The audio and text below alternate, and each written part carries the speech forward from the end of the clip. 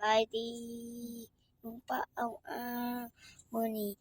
กันเป็นเสื้อมีคนมาขายเนาะมื้อนี้สิมาซื้อข้าวขาหมูเนาะแล้วก็กินอยู่เฮือนเนาะแล้วก็ซื้อที่เนาะนี่กำลังซื้อเนาะกินอยู่ห้างเอาเนาะกินอยู่ห้างก็ได้วางจอดรถอยู่ถ้าวางจอดรถอยู่เนาะนั่งถึงแล้วนั่น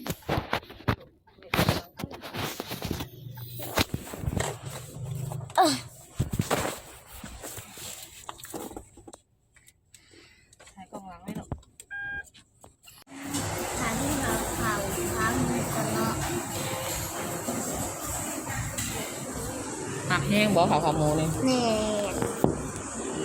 บริสิเป็นซื้อเป็นช่องอันเป็นเส้นหมักเขาขาหมูบ่ซะเอาใครก็ยังหมักอยู่ดีอ่ะหมูมากงานอย่าว่าเอาน้ำมาแล้วก็ใครเนี่ยเบน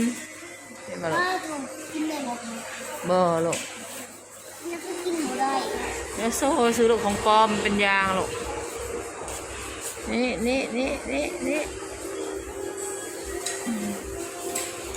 นางลงลูกจะไหนลูกอาหารเท่ปลอมลูกปลอมเป็นยางซื้อบ้านไม่บ่เสือเมย์ไปข่อยบายเด้อ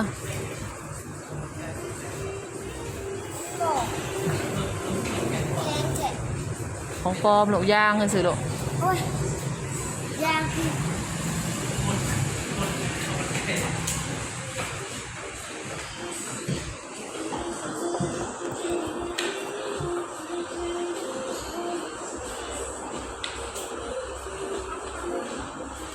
ข้าวขาหมูจานหนึ่งบ่ใส่ผ่านผักดอง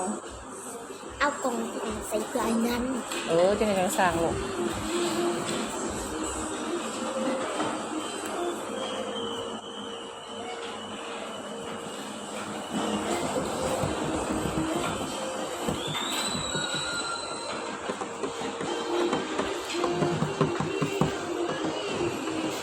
เอามากินกับกันเลยเนาะสดในเรื่องนั้นนะ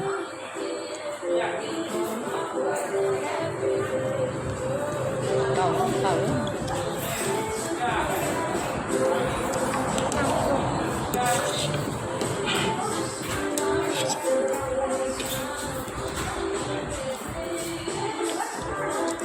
กับวินเดอร์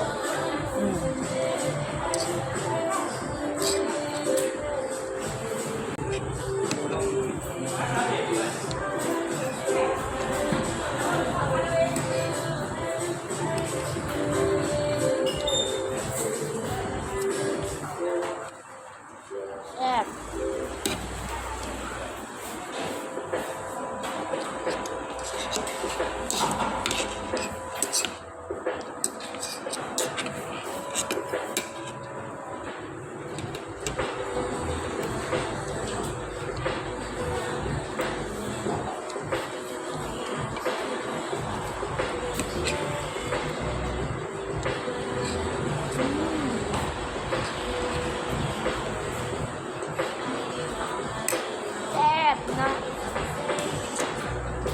จากมันออกแบบนุ่มๆเรียนเนาะไข่ปลา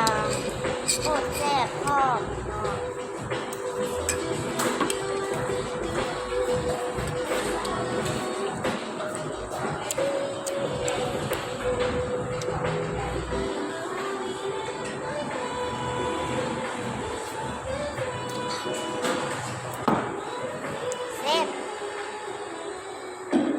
แดงหอมพี่ไม่ลูกพักพี่พักไงคอยเก่งแท้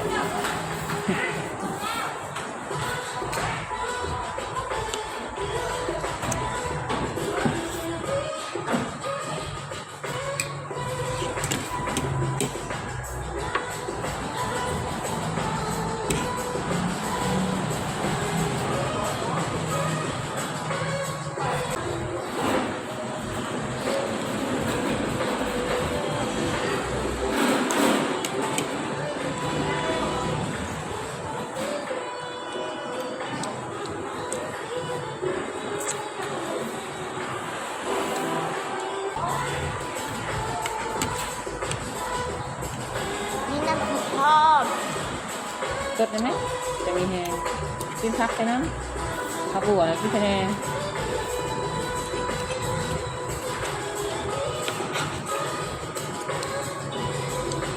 ดูได้นี่มันมีน้ำผึ้งเนาะ น้ำซุป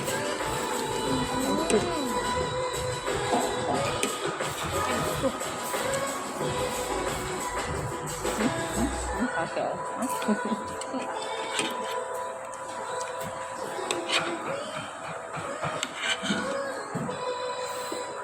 น้ำเบนเดอร์